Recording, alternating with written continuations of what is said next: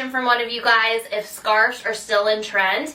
The answer is yes. Welcome back to 30 days of fall styling tips. Infinity scarves are not necessarily the style right now, so what you want is one of these like long, chunky wool scarves, and I'm going to show you guys 5 ways how to style it. First way is just to leave it open over your jacket.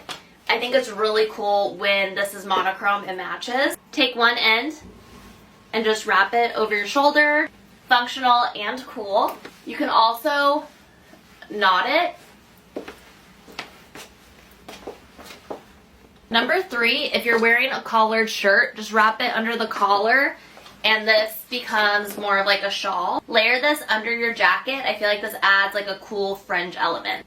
And number 5, when it starts to get really cold in New York, I just do this and it helps cover my face a little bit. Let me know which way is your favorite and I'll see you tomorrow. Man, listen up, this is how you should tie your scarf. Take your scarf and pull it more on one side. Put your short side here and wrap this around. Now you wrap this side around your neck. Now you grab this and you grab this and you pull this in here.